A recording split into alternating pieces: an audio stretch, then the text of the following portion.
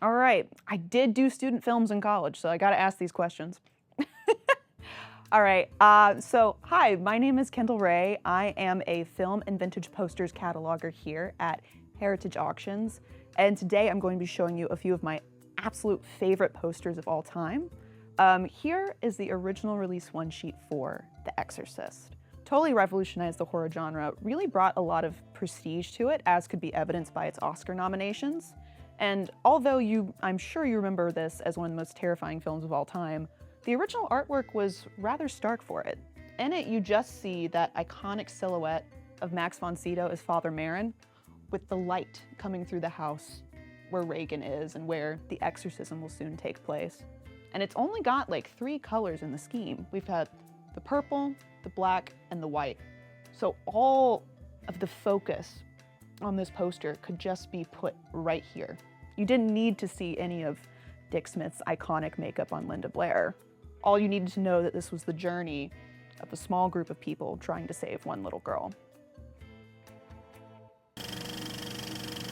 Okay, so what we have here is the more rare version of the original release one sheet for E.T. the Extraterrestrial, a movie I'm sure all of you know.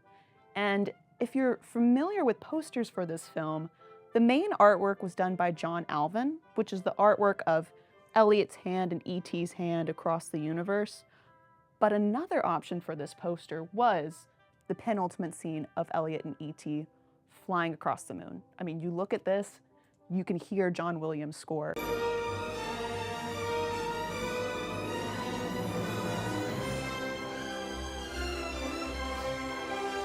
I get chills thinking about this image. And so, rumor has it is that this image gave away too much of the movie, hence why it was not used originally.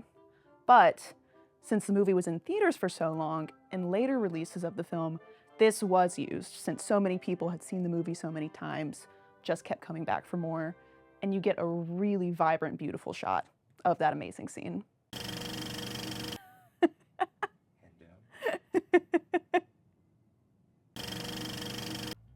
Okay, so this one is very special to me because this is probably my favorite film of all time. If you haven't seen Who Framed Roger Rabbit, you need to go get a copy now. Go watch it on streaming, go get the Blu-ray, anything. This movie is incredible. If you're a movie person, this is a movie about movies, believe it or not.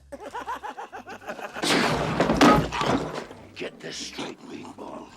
I don't work for Jones.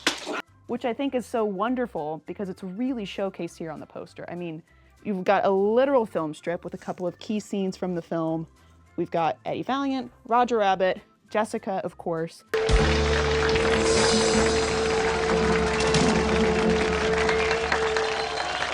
And it all comes and ravels out to be this cutout of Roger Rabbit, the title character. And it's very reminiscent, if you've seen the movie, of a particularly loud scene where Roger jumps through a window and, quite like the tune he is, leaves a silhouette. Perhaps one of the best films about films. It's the story of a man, a woman, and a rabbit, and a triangle of trouble. What more do you need? What we have here is an original release one sheet for undoubtedly one of the best films of the 1980s, Paul Verhoeven's RoboCop. What are your prime directives? Protect the innocent. Let the woman go, or there will be trouble.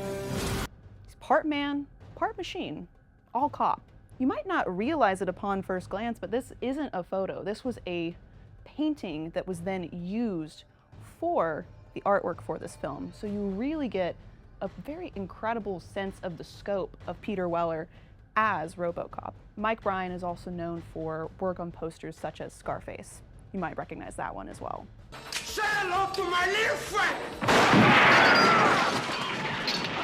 What I've put on top of it here is a silkscreen of a scan of the original Mike Bryan painting.